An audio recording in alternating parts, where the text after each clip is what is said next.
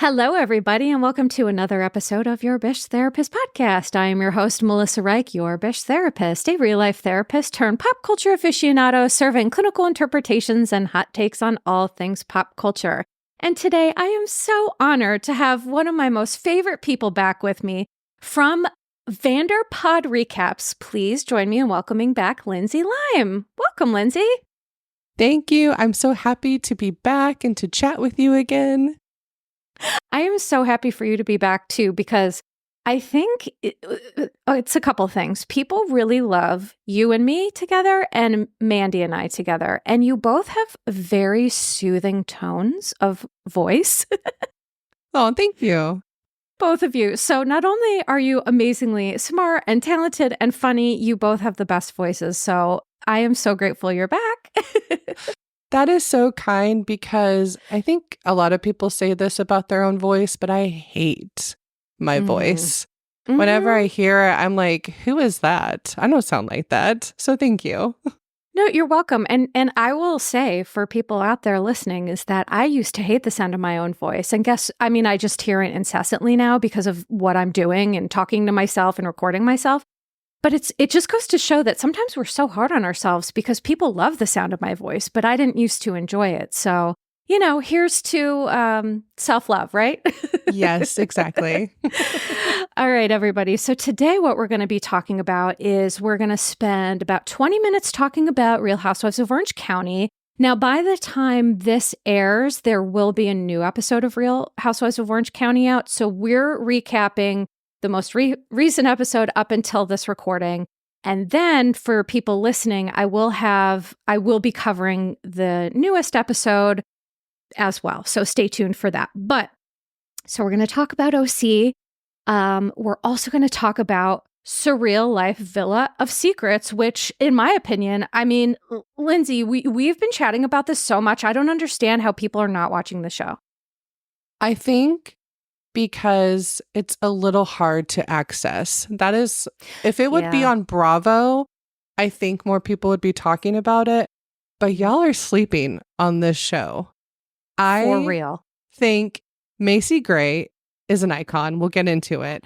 But it is just good. And maybe me and you both like it because there's really a lot of elements where they're really talking about their feelings and their thoughts. And these are people who I guess people will look at them and say they're the C-listers or D-listers of Hollywood, but they've all had big careers and also have been through it. And so, I don't know, I'm enjoying it. Yeah, I couldn't agree more. I think what you're saying is that we get to know some of these people that we think are douches, i.e. Chet Hanks, and then you find out he's a lovely human being. And I feel so bad. A literal angel, a literal earth angel. And I'm like, I'm so sorry that I thought Chet Hanks was a douche because he is actually a lovely human being. And I never thought I'd hear myself say that. So no, not at all. Me neither. Right. So we're going to talk all about the cast. And, it's interesting because it's also the first reality show, I think, that's had a virtual host. I don't know that that's ever, or maybe it was done on a Surreal Life before. I can't remember, but yeah, I know Big Brother right now is doing a virtual, I don't say host, almost just a virtual person component, but then they also have a real host. But right. Yeah, so and this is the first time seeing this as well, like the way that they're doing it. Yeah, and it's odd because I'm not the hugest fan of artificial intelligence. I think it's a really slippery slope, but I'm like, well, it's great, so I can't even be mad at it. Yeah, she's like a comedic element of the show. Sincerely. And I'm like, does AI really have that good of a sense of humor? Is someone writing? I don't know. I just have a million questions about that. Same. Okay. So maybe we'll figure them out. Maybe we won't. But so let's get into OC. So in this episode of OC, this is where we see the dueling girls trips, right? We see Gina, Shannon, Heather, and Emily at La Quinta, which, I don't live in LA. And I always hear about La Quinta, La Quinta, La Quinta, La Quinta. And how I guess that's where, isn't that where Lala got a house? So she Am I got wrong about that? her and Sheena got a house in, Sherman Oaks, which is in the valley. But then didn't Lala also get like another like a beach house? Or, okay, that's in I'm Palm confused. Springs. Thank you. Okay. Yeah. So La Quinta gets stuck in my head because I feel like maybe Kyle talked about La Quinta. Does Kyle Richards, is that where her house is in La Quinta? Maybe I'm just completely off Yeah, base. I can't remember. Well, either way, I'm sorry for all the confusion. But so Gina, Shannon, Heather, and Emily are there, which is hilarious because so the house that they're at is Elizabeth Vargas's home. Now, Lyndsay, did you recognize Elizabeth Vargas immediately? Because I surely didn't. No, not at all. Okay. I was like, and here's the thing about me, right? My brain, I have an encyclopedia of pop culture nonsense in my brain, right? If only my brain could be filled with other better stuff. But and the reason I'm sharing this is because for me to not recognize this woman, she just didn't register with me at all. But she was once a housewife of Orange County. She was a one and done housewife in season 15, which was 2020. And I think none of us remember because we were all traumatized. Well, I think everyone was traumatized. That's the truth. I didn't see season 15 of Orange County, but when I started getting to OC, I was because I know Sheena's podcast, they talked a lot about, I think Gretchen was a housewife on there. So I started looking at all the older housewives that, the one and dones or have been a couple of seasons. I need to go back because I didn't realize, no, wait, pause. I'm getting Orange County and Atlanta mixed up. I didn't realize that Eva from America's Next Top Model was on Atlanta. And I'm so upset that I've missed this era and that she's not on there anymore. I'm sorry. I'm America's Next Top Model girly. So side tangent on that, but it's not even OC. I got my housewives mixed up. Anyway. Yeah. I did not realize that she was on season 15, Elizabeth. Yes. But that's so funny because I love all reality shows too. And, that is so funny that you didn't know that about Eva. But listen, our brains do funny things. And, yes. And so going back to Elizabeth Vargas, I was like, her face, I never forget a face. But so she was on the episodes where Bronwyn was a housewife and Kelly Dodd were housewives. And so after season 15, Elizabeth, Kelly, and Bronwyn were all fired.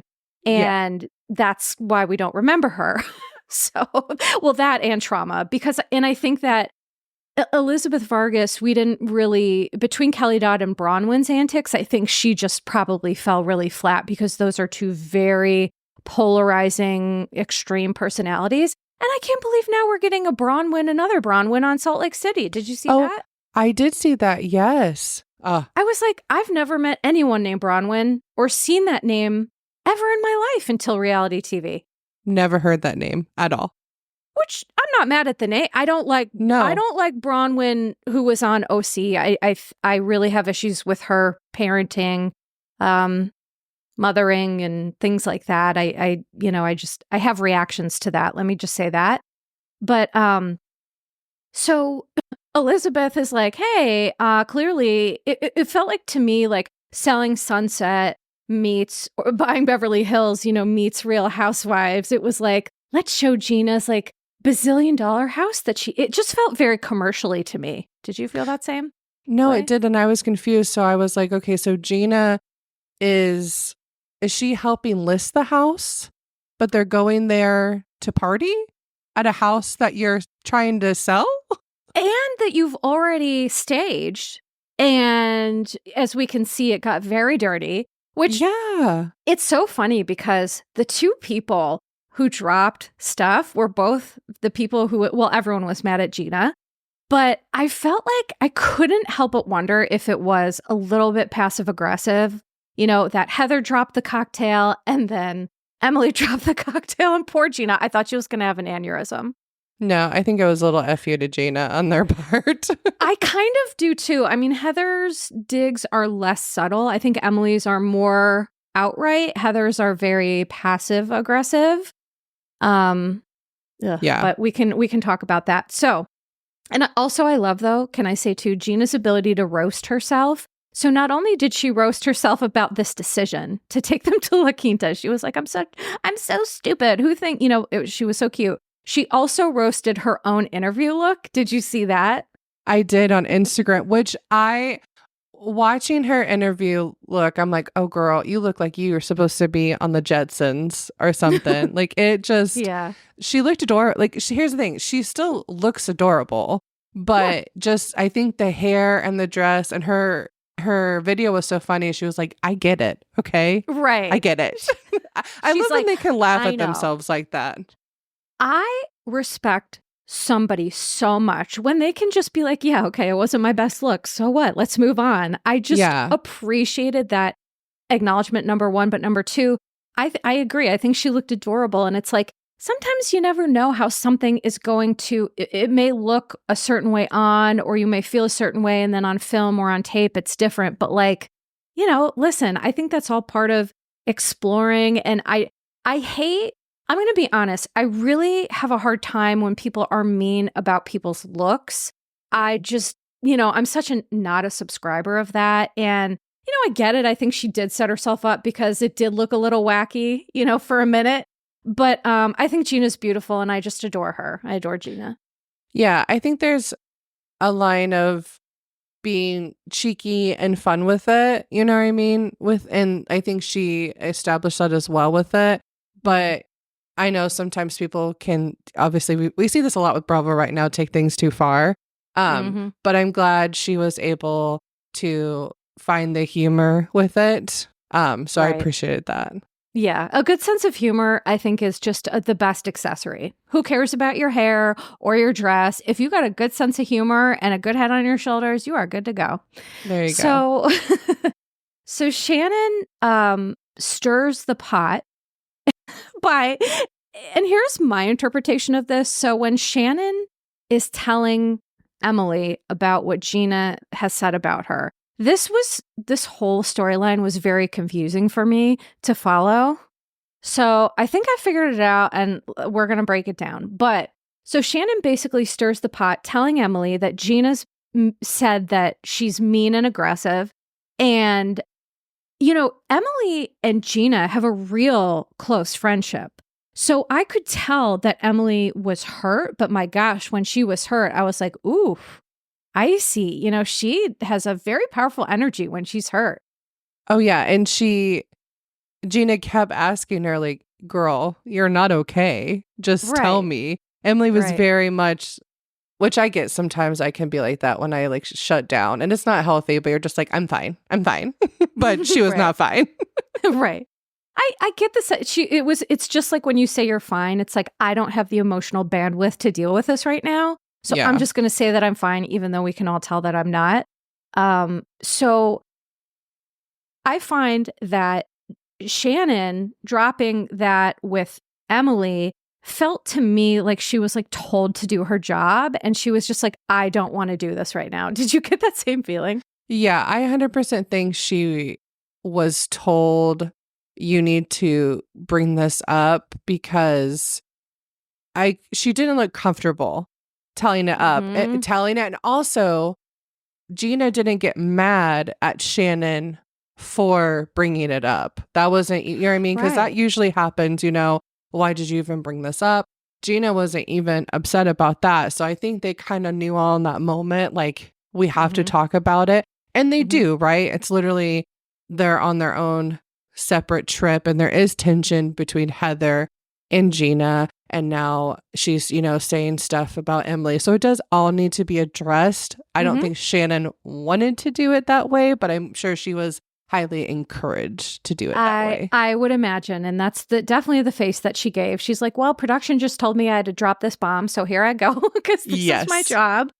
But yeah, so the Heather, Gina, Katie drama triangle. I've been talking a lot about drama triangles lately, and OC has the best example of drama triangles that I've ever seen. Like, there couldn't be a better example of it, even in my grad school. Like, this is the example of the drama triangles, right? Yep. But here's why I was confused. So I thought Gina was trying to be a loyal friend to Heather. And then she told Katie not to say anything, or why did you bring this up? And so I was like, I'm so confused as to why this is a problem. However, what I feel like I have figured out, and I want to hear what you think about this, Lyndsay, is that I think the timeline was their issue.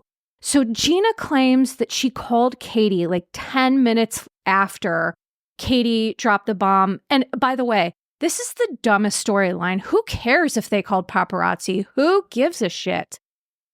Can I be honest? Who cares? Yeah. It is light, petty drama that I find it's very funny to me. But here's the thing, and I am really enjoying Katie. I think her family story is really interesting. However, I don't want her to get in the trap of esophogate. So if we keep talking about this every episode, and to be fair, it does seem like a lot of other people, like Tamara brought it up at dinner, right? So other people are bringing it up.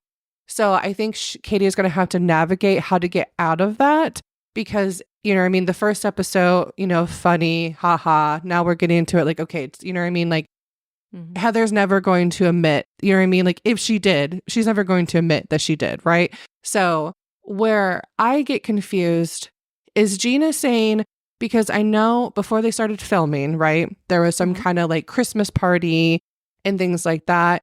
Is Gina saying this phone call took place during filming? So when she first brought it up to the girls about the paparazzi and the person that said yes to it, is she saying she brought that up and then Gina called her right after that conversation? Is that what they're saying? That's a good point. That's what I'm confused about, is the timeline of this. Because or was it before filming? I think it was before filming. Oh. That is, and listen, people listening, they are, you know, boots on the ground, eagle eye people. So if you have an answer to this, let us know, because we are both confused. But I think from what I understand, the timeline was the issue. Whether I think before filming, it sounds like Heather is mad that Gina didn't try to shut it down before filming. Okay. That's my best guess. But I feel that whenever we have a situation like this where we all as an audience are very confused, there's missing pieces to the puzzle. So this is the best we can come up with based on, you know, what we watched and things like that. So, you know, it was interesting to watch Emily be frustrated with Gina, and then Heather just kind of takes over. Emily was like, oh, I guess I'm done.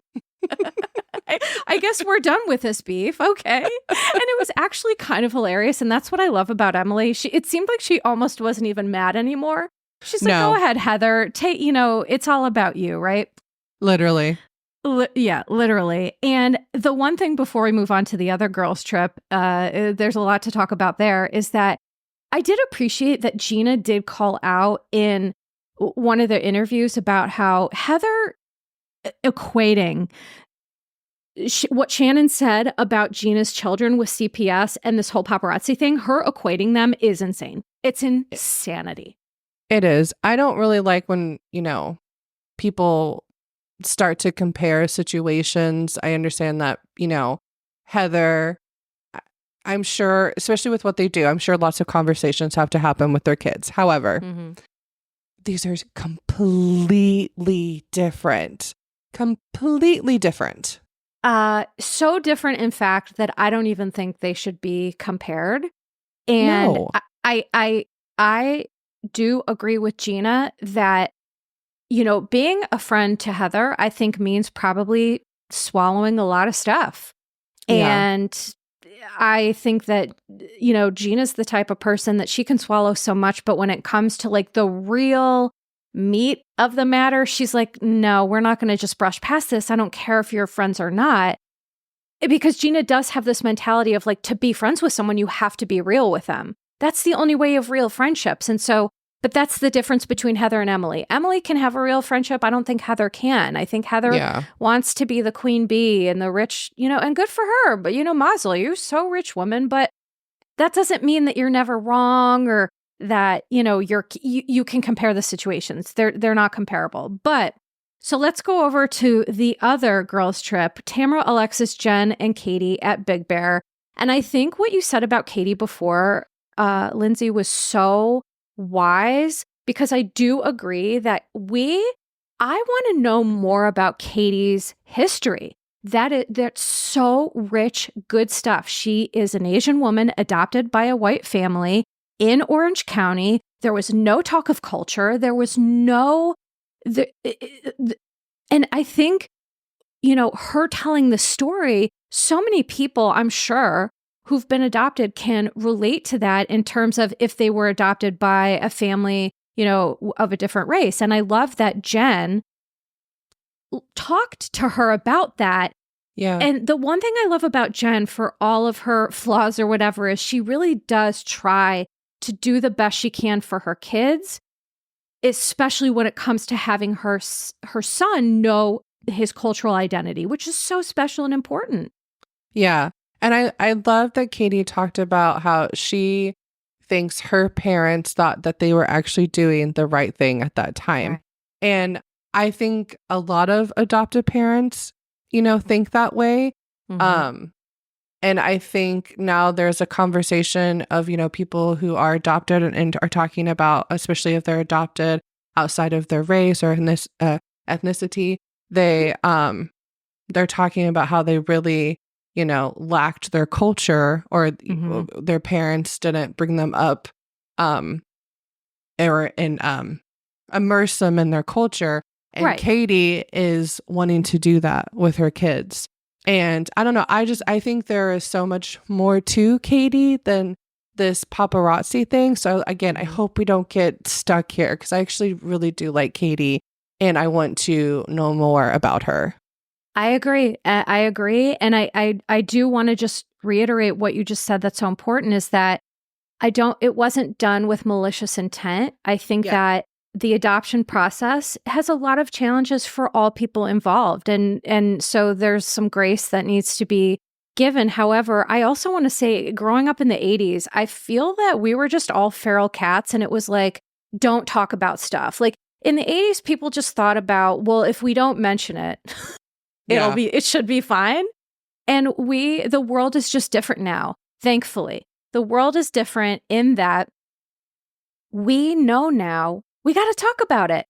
Not talking about it is what creates the trauma. And so I appreciated that she gave her parents that grace to say, they probably didn't know any better, but now she's being a cycle breaker and doing it differently. Yeah.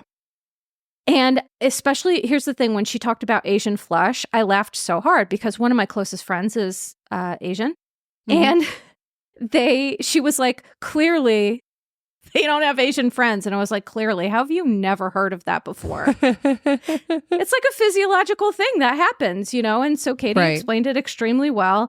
So I do agree. I hope we can move forward from this dumb paparazzi thing and hear more about her very rich life.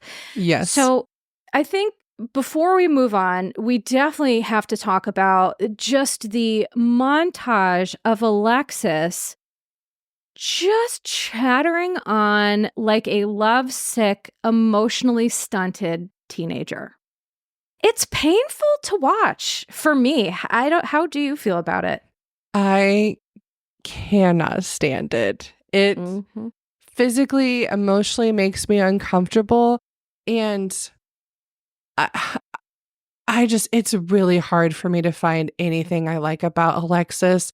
The only thing that I try to tell myself is like, okay, she truly is in it deep with Johnny J.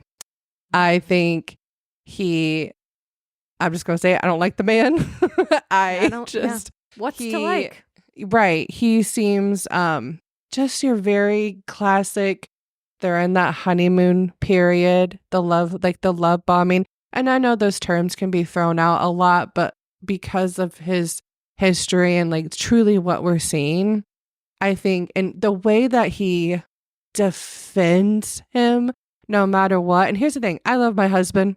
I would defend him, but also I love him so much that I could see where, you know what I mean, if he was saying something or doing something to not defend.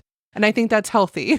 What she's doing is not healthy. Correct. I love my husband dearly. We've been together for 22 years. This September, we'll be married for 15. Okay.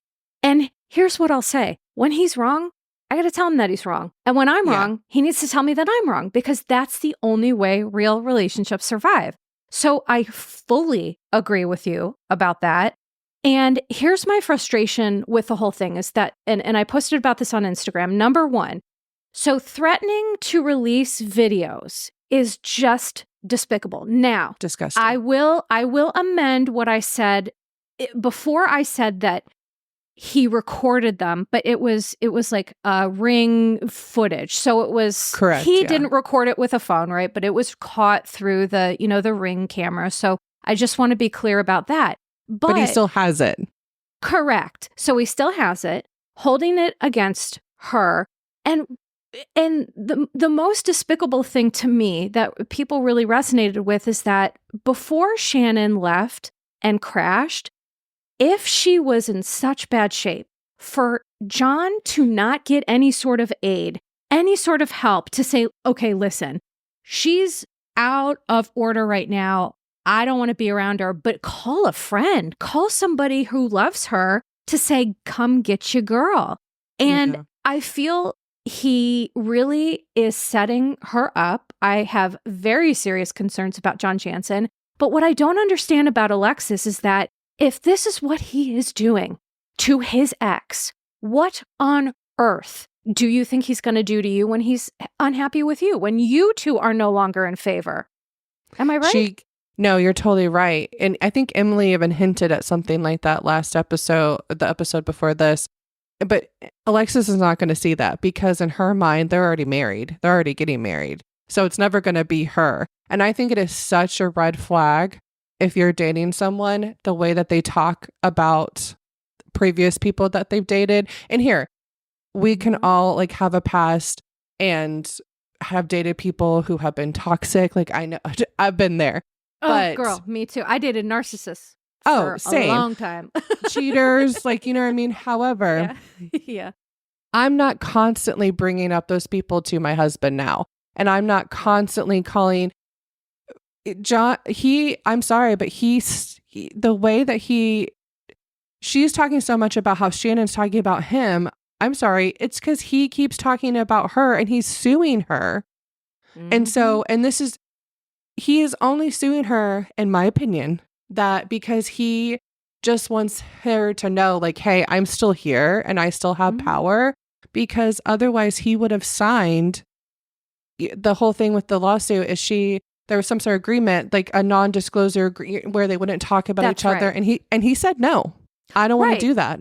Right. So here's what this tells you. That behavior tells me it's not about the money. No, the not at all. intent is to humiliate and completely bring Shannon down, which is such a gross personality characteristic. And also, does anybody remember when Alexis was married to Jim Bellino and it was the same thing? It was like, she was like a lovesick teenager, stood up for him, went to bat for her man, and then all of a sudden they get divorced and he's Satan in a smock. So Alexis is what's the word I'm looking for? She's lost credibility, in my opinion, because that is something that like teenagers do when you get into new relationships, like that level of kind of obsession and enmeshment and codependence is something that usually happens with teenagers. And so I think that unfortunately, Alexis to me has not evolved at all. Oh. And that's sad to see because I think she has an interesting story. Alexis has a trans child. I'd love to hear more about that. I'd love to hear more about some of her interesting, things going on in her life. I do think it's going the way of esophogate of, but Alexis is she's part of her own problem. So, I have an understanding of how sometimes editing can go, but also like she's doing it to herself. And how do you feel, Alexis? You're truly there only this season to terrorize Shannon. That is the only reason why they want you. You can say all you want, like you were in talks before you even started dating John. Like, I don't believe that. You were truly brought on this season to terrorize Shannon. And the way that you and Tamara are acting like you're besties now, I can't. I cannot. Because for people who haven't watched since day one, I've watched since day one, episode 1, and Tamara and, oh my gosh, there's so many names floating around my head. Tamara and Alexis, they hated each other with such a fiery passion. So for me, this Jesus jugs. I mean, what? No, feels very disingenuous. Right. For those who don't know, Tamara gave her that moniker. I joked about it on my last podcast because normally I think that's mean, but it is really hilarious too. So it's like, come on, this is for the show. This is ridiculous. But so let me ask you, what girls trip would you have chosen? I would have picked Gina and them. I cannot. I would not be able to be in the same room as Alexis. And honestly, I couldn't even be in the same room as Tamara. I really don't like how she's talking to Shannon. And it's interesting going into this season.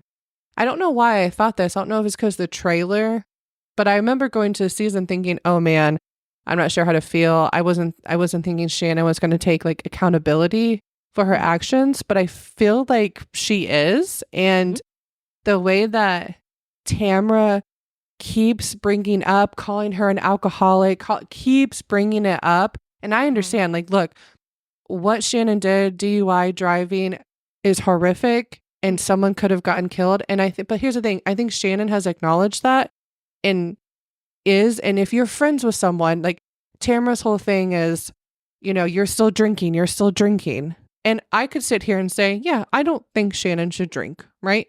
I don't, right. But it sounds to me from listening to her on podcasts is like, Shannon sounds like she's still in therapy. And it sounds to me that her therapist is working from like a harm reduction approach. And I think that's important to talk about because harm reduction makes people uncomfortable because it's like, well, are you condoning them, to still drink or do drugs? It's like, no, because people are going to do what they're going to do. And Shannon is in the state of mind where she still wants to drink, right? Right. With, Shannon is still in the state, she's like, no, like I can have 2 drinks. And she said something on a podcast where she's like, if you're worried about me, check in with me, or I check in with myself. So I'm almost like, oh, I wonder if she does like body scans with her. So like just the language that she uses, I feel like she's very, her and her therapist are coming from that approach. And I really don't like how Tamara's talking to her. Yeah. And so before we move on to Surreal Life, you brought up something super important. As a former addictions therapist, I want to explain to people listening, harm reduction is where people who struggle with addiction are not ready. They're not, for whatever reason, they're not ready. They're not motivated. They do not want to stop what it is that they're doing. And so harm reduction is a method that says, okay, I'm going to meet you where you're at. There are some programs that say if you continue to drink, to use whatever, you're done here. But harm reduction says, I'm going to meet you where you're at. I'm going to understand that motivation is a long, very arduous process, and it's not linear. It's cyclical and it's hard. So there are methods that therapists will use to try to plant seeds when maybe the client isn't completely ready. And the point is that Shannon has to realize on her own what her truth is. Yeah. Tamara yelling it, like chasing her, with a torch through town square, screaming that she's an alcoholic is not going to help her figure it out any faster. And in fact, it's probably going to have the opposite. But Tamara claims, that when she loves people, she goes hard. And I just, I've never been a fan of that logic or thinking. No. Because, you know, there's a saying, don't lecture somebody when they need a hug. And so I understand, you know, a recovery and addiction is so nuanced. It's so individualized. I always say this. The only person fit to judge that is Shannon and her healthcare provider, therapist, practitioner, whatever you want to call it, right? Those are the only two people that know. Tamara has her feelings. She clearly has her opinions, but we can't bully people into recovery. So using a harm reduction method, meeting people where they're at, allows people to thrive in ways that they wouldn't if they were being given hard lines. So thank you so much for bringing that up.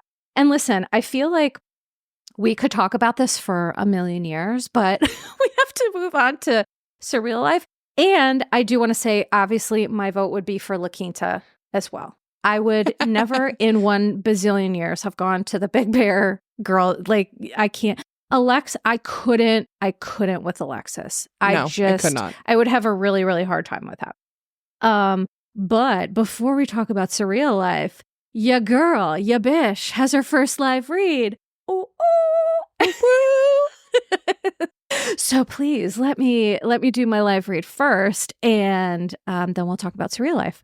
So I have become a brand ambassador for I Am Human. And I Am Human is more than a clothing brand. It's a movement and a reminder that no matter who you are, where you come from, or what you believe in, we are all human. And that's something worth celebrating every single day. I Am Human's unisex lounge and athleisure wear is designed to celebrate who you are, not define you, whether you're at home, in the gym, at therapy, check, or out in the world. Our pieces are made with comfort, style, and inclusivity at the forefront. Crafted from sustainable materials, I Am Human brand clothing reflects their commitment to a better, more inclusive world. And with every purchase, you're not just getting clothing that meets the highest safety standards for mental health residential programs, which I love. You're really making a difference. You're supporting mental health charities that empower people to embrace their challenges that make them human. So please join the movement and visit IamHumanTheBrand.com, because no matter who you are, where you're from, or what you believe in, we are all human. And for my listeners, you can use code BISH20 at checkout for 20% off your purchase. So the code again is BISH20, BISH 20 for 20% off. And I will say, I'm not going to talk a whole lot about this because we have to move on, but I will say that I talked to the person who, it's a small business. They're really new starting out. I love everything about this brand, the humanity behind it, how it goes to help provide money for mental health resources, et cetera, et cetera. It is sincerely the best sweatshirt I've ever owned in my life. It's the softest. It's the most well-made. I will be buying more just to support them. So yay. There we have it. And I'll be talking more about I Am Human as a brand ambassador, and I'll be posting some pictures with, my gear and all that stuff. So stay tuned for that. Okay, now let's get into Surreal Life. Villa of Secrets, which you and we agree that it's hard for people to access. So you can see it on MTV, but I guess if you don't have cable, there are other ways to stream it, but it's on streamers that I've never heard of. Yeah, and it's confusing because they act like it's on, because I have Paramount Plus, and they act like it's on Paramount Plus, but it's not yet. So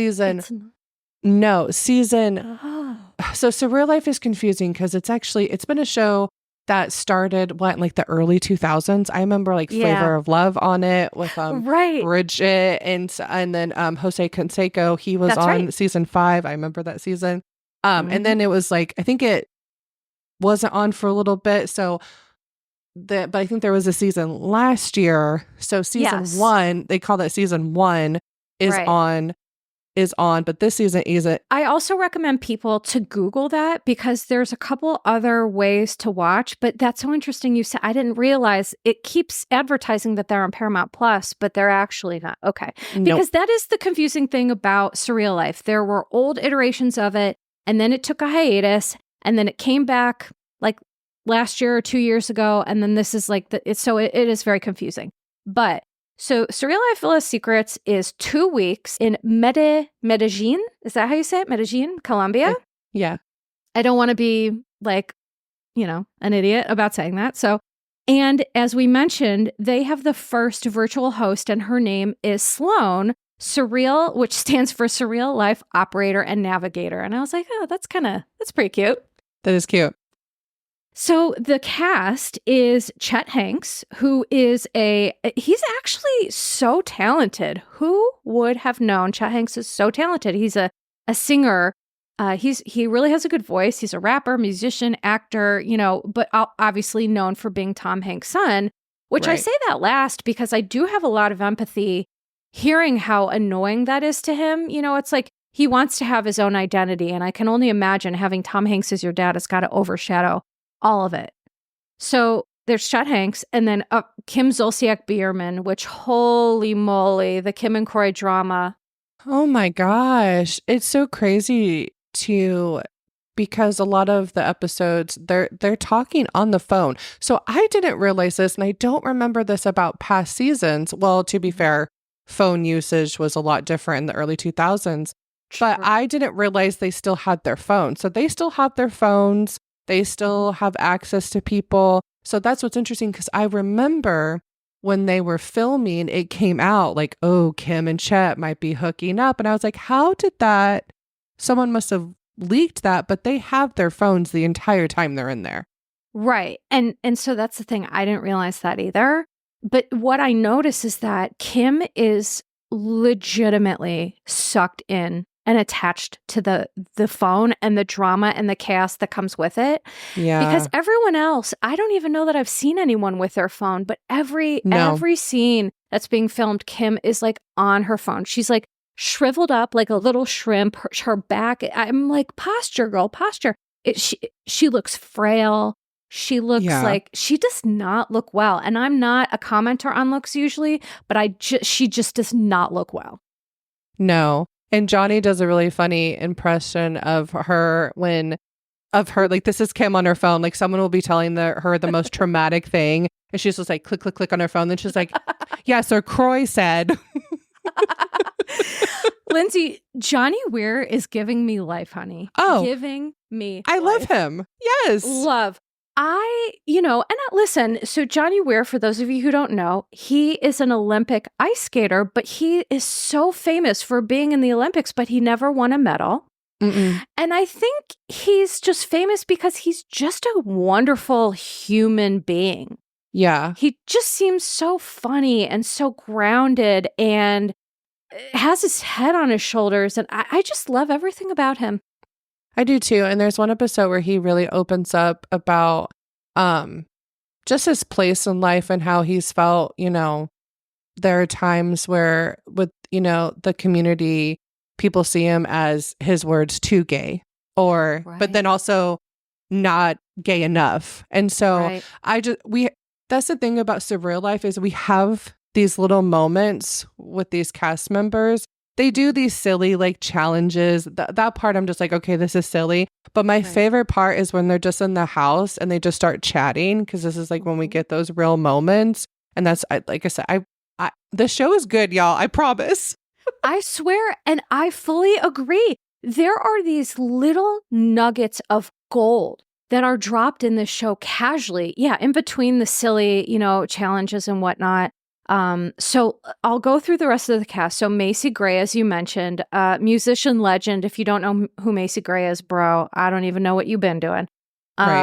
There's also Tyler Posey, who is a musician and was a child actor. Most famously, he played J-Lo's son in Made in Manhattan, which was a real long time ago. And Teen Wolf. And thank you. Yes, that's right. He was in a couple of things. That was the most notable one I wrote down. But a file under the most surprising thing on the planet, rapper O.T. Genesis. So he's a rapper, and Malika, do you say her last name Hawk or Hack?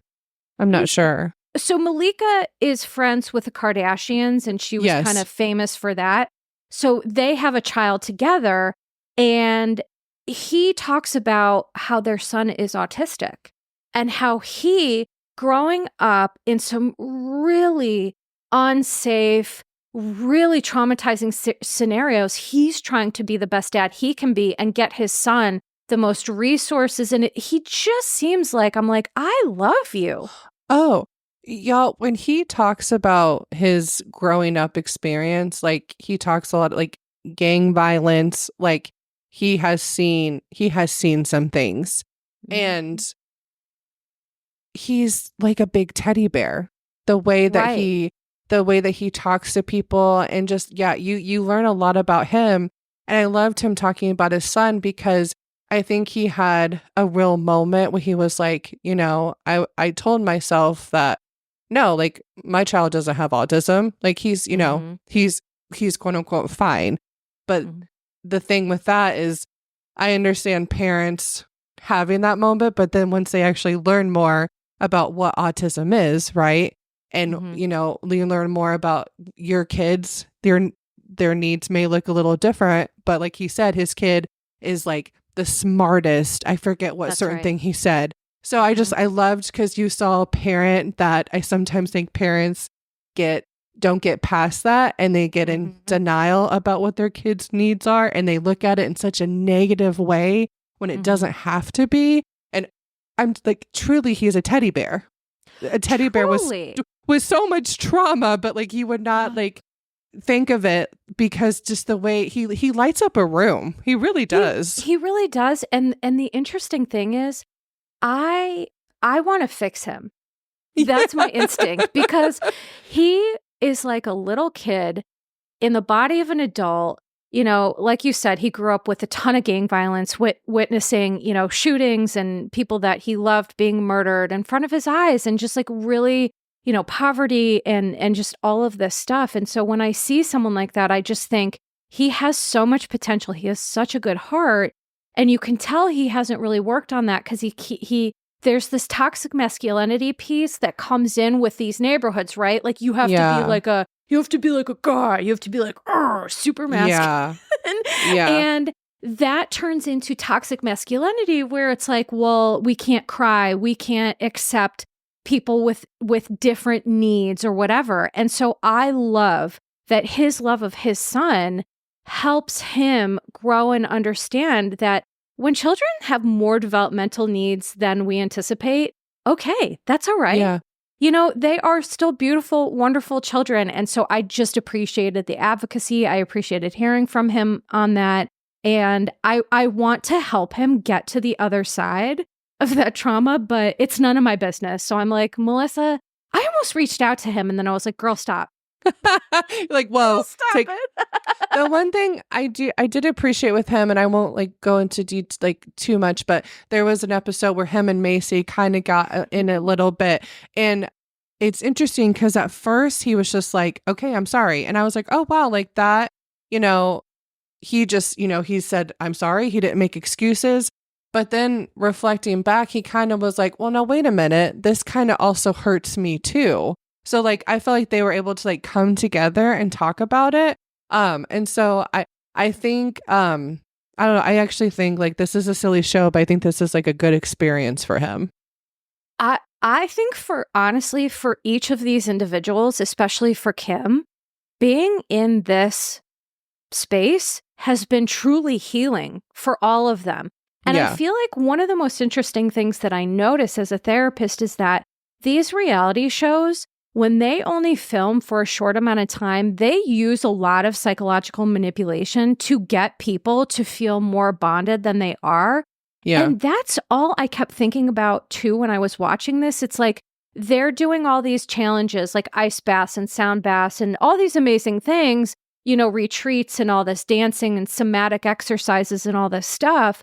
And it's creating this sense of family that each of them are so desperately looking for. I think with the exception of I think Tyler has some good relationships and Johnny has some good relationships, but a lot of them are kind of all in that same boat.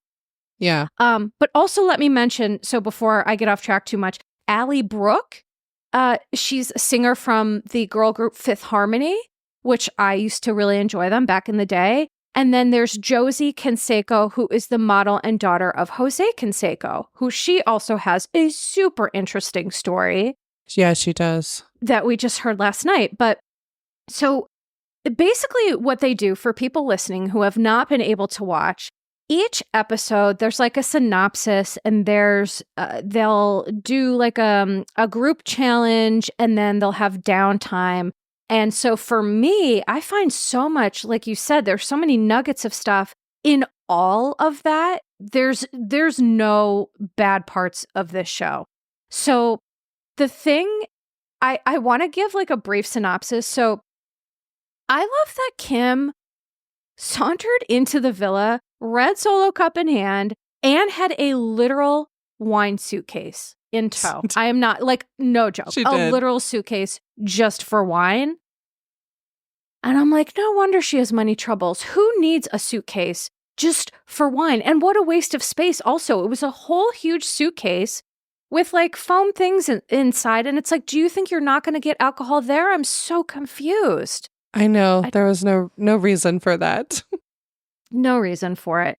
But so basically, the major takeaways for me is that regarding Kim and Kroy is that they are both a humongous part of the problem and the toxicity, both of them. At first, I heard Kroy's side of the story. Kroy's side of the story that he's been telling on social media is that she's a gambling addict, allegedly, and that she's spent all their money and, you know, their house has been in foreclosure and they're having all these struggles.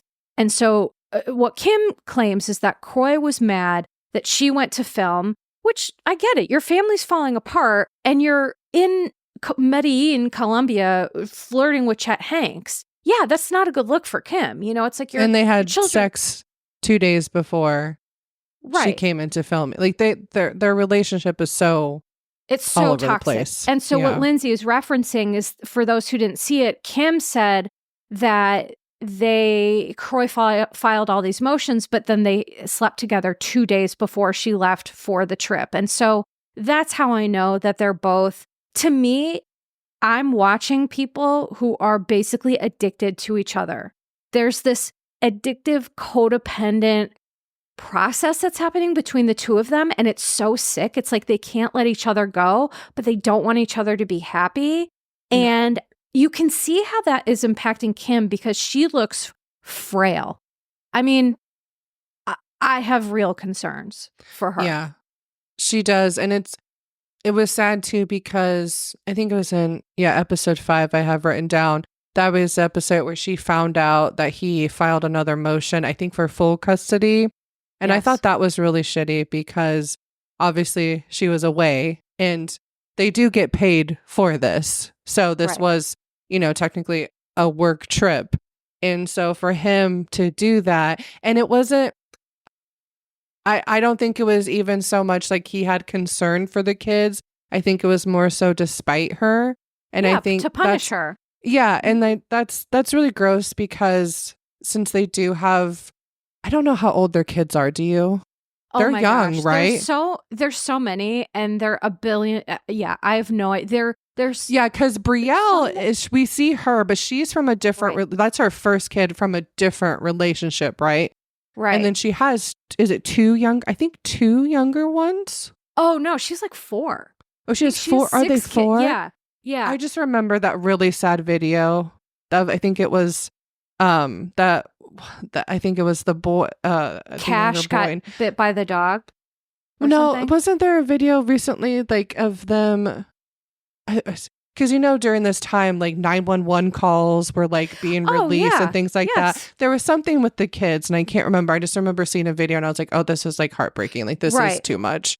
Well, it's interesting because what Kim opened up about on the Surreal Life is this point. She claims that her parents were the ones who leaked to the press that her oldest 2 daughters, so Brielle is her oldest, and what is Ariana is the okay, so they have 2 different fathers. And I guess they didn't want that to be public. And so Kim said that she basically broke off communication with her family when they did that because that's egregious, right? I mean, and family is family, regardless of blood or, you know, whatever. So I understand what she's saying. And I do think her parents are toxic too, but she also has made up 1,000 excuses why she doesn't talk to her parents. And like, she just can never take accountability for her role in anything. Because, so the one thing we see on Surreal Life is that the only place that there aren't cameras is in the bathrooms.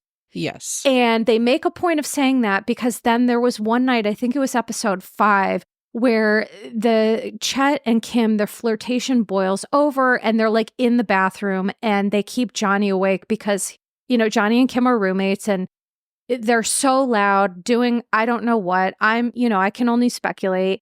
But then Kim says, and I wrote it down somewhere, she's talking to Croy and she says, to date, I've done nothing wrong. And I'm like, girl, we literally just watched you do something that your husband would not be a fan of. Yeah. And even if they didn't do anything, she wanted Croy to think that something happened because that's why, you know what I mean? It was leaked that something happened between Chet and Kim. And like you said, we don't see anything. They literally are talking, giggling in the bathroom till like 5 a.m. Could it be edited in a way to where, you know what I mean, it looks more flirtatious or things? Sure. But even if something did or didn't happen, Kim wanted Croy to think something happened. And that's where her toxic side, you know what I mean, like comes out. Correct. Because Johnny even says, and I have this highlighted here, you know, Johnny to me is like I look to him to say what's really going on in this situation. He seems like a reasonable human. And Johnny says she's trying to poke the bear being her ex-husband. And he's right. Yeah. She's participating in this sick thing. And Kim's admitted flirting with Chet is fun. It's an easy distraction from home. I'm trying to avoid reality at home by living in La La Land. And so what's interesting and what I want to say about this is that you can't change your behavior if you're in denial about the behaviors that you're having. Number one. Right. Number 2, you have to be ready to change, which she's not. And number 3, I do want to say that what I've seen of her on the Surreal Life, it does give to me as an addictions therapist, it does give credence to what Croy's saying because avoidance is the same thing that fuels it fuels addiction, right? When we have a certain level of pain and we exceed our threshold to feel that pain, we reach out to lots of different unhealthy coping mechanisms. And one of them is gambling, drinking, gambling, substance uses, unhealthy relationships, right? So I think Kim is using all of this to distract her from the fact that the call's coming from inside the house. Like she needs to get her life right. And Kim seems to me like the type of person who wants to be more healed than she is. Mm-hmm. And she relies on sage and this and that. And it's like, no, there's sage and crystals ain't going to help you. You got to get to the root of what is going on. Otherwise, these unhealthy relational patterns are just going to repeat over and over. And she's just not ready. Speaking of harm reduction, right? She's not ready to do that. She's not ready to make the change. No, she's not even in the what is the stages? The contemplate. She's not even there. The contemplation. Yeah, she is not even thinking about it at all. And it's sad because they do have young kids involved, and you can just tell on the show the way that her and Corey are talking so much on the phone. They really shouldn't be talking right now. Like they really should only be communicating, I think, with a mediator or a third party, because there's one episode where you hear him screaming on the phone, and then you hear her, then she's, yelling at him back. And it's really uncomfortable to see, because I also think a part of them, still talking to each other is neither of them both still want to let go of each other. And I think we got to a point, because they're not officially divorced yet, right? Not from what I understand. And so whenever this was filmed, she claims I'm going home and getting a divorce. And then surprise, surprise, she goes home and they probably slept together, allegedly. But clearly they are not able to let go of each other. And what's so sad is, like you said, the kids are the ones that suffer. So I hope they're able to figure that out. But one thing I did want to say that frustrated me, Macy Gray, first of all, I love her. I think that she's wonderful, so talented, icon for sure. But in episode 3, she had a medical emergency, which the synopsis said it was a mystery illness. It wasn't a mystery illness. So what happened was Macy said that she went on Ozempic prior, like right before they filmed, because she, quote, didn't want to be fat on TV.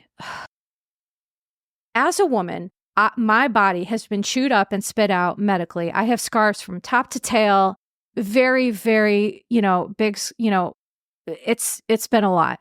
And I just want to say that it's so important for us as women to celebrate our bodies and honor our bodies for everything they've helped us get through, rather than tearing ourselves down. To hear a legend like Macy Gray say she didn't want to be fat on TV, I wanted to shake her. Yeah. For multiple reasons. And then she ends up having to go to the emergency room because Ozempic, here's the thing, it has a black box warning, which is a very scary warning that it can cause pancreatic failure, which if your pancreas dies, you die. You only have one pancreas and you can't remove it. It's not one of those organs. Right. Number one. And number two, Macy, she stopped eating. She wasn't passing, she wasn't having bowel movements. She wasn't eating. And she was just like sick from the Ozempic. And I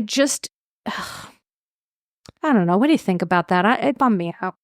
It bummed me out too. The one thing I will give Macy is that she was honest. And I think that is a thing we are seeing in Hollywood, is a lot of people in Hollywood are just seeing Ozempic as a quick fix, right? Get skinny. And that's not what it's for.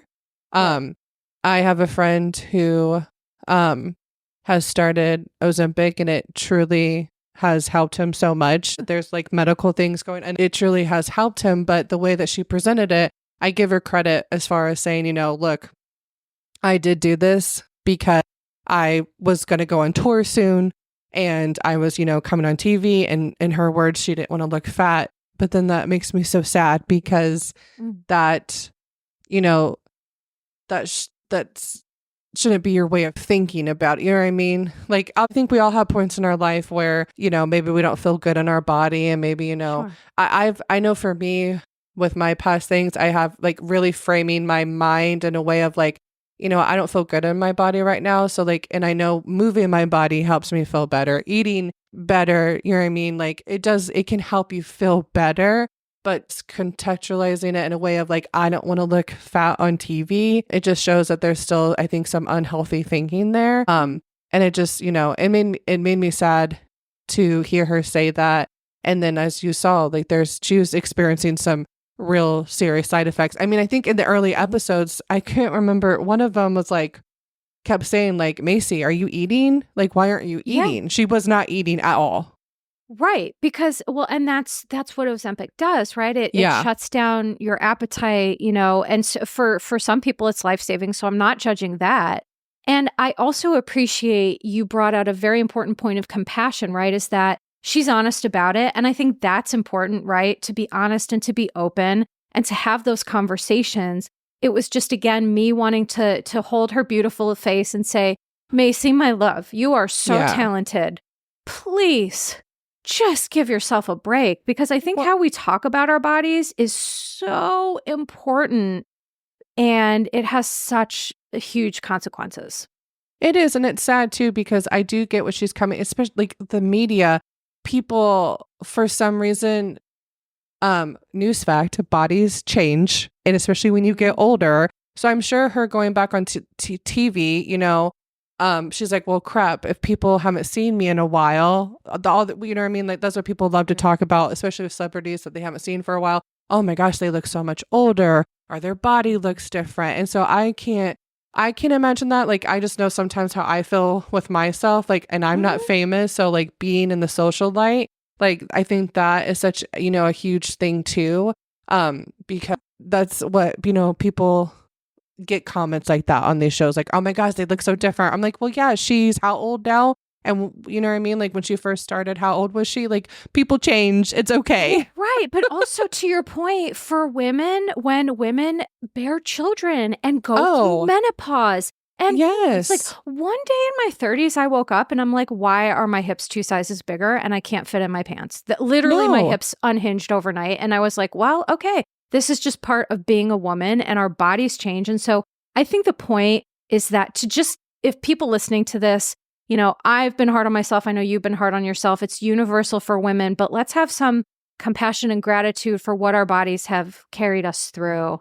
Yes. And like you said, all we can do is take it one day at a time, be as compassionate to ourselves as we can, move our bodies, do something that feels good, not starve it. You know, like that's not, you know, a great solution. Yeah, we're not, I feel like societal wise, we're not really framed, like our mind isn't framed to think that way. It's very much like, oh, you need to quote unquote, like look good, the standard of like what looking good, instead of being like, no, like it feels good when I move my body and it feels good when I eat broccoli. But you know what? It also feels good when I eat pizza. And you just gotta find that you know what I mean? Like moderation, and some days are better than others. And so I think, you know, Macy's such a hoot too, because you can tell the girl, she does not like to talk about her feelings. She does not like to talk about her thoughts. And when other people talk about her feelings, she wants to wrap it up. And I just got to quickly say, in episode 1, they're playing Uno and her and Tyler getting a fight because they were presented with the challenge where they had to talk about something. And Tyler was talking. It was like an emotional thing. Tyler was talking about it. And Macy, I get it. She was about to win Uno. And she was like, I don't want to quit Uno. And I'm competitive when it comes to games. So I'm like, I get it, girl. But it's so funny because you can just tell she was like, she does not like to talk about her feelings whatsoever. In my notes, I have, she seems allergic to feelings. And so listen, to her credit, she does towards the end, towards later episodes, she says, I'm very guarded. I have a hard time with feelings. Yeah. And here's what's interesting about that is I can understand and appreciate that that's just not her jam. No. And I also feel like what happens for Maisie is she gets overstimulated. Yes. Truly, I'm like, if she doesn't know this about herself, again, I wish I could tell her, but the cameras are constantly rolling. You can't go anywhere without being filmed. Your mic packs are always on. People are talking about their feelings. She's having a hard time. She's having Ozempic side effects. And I'm like, she is on the struggle bus.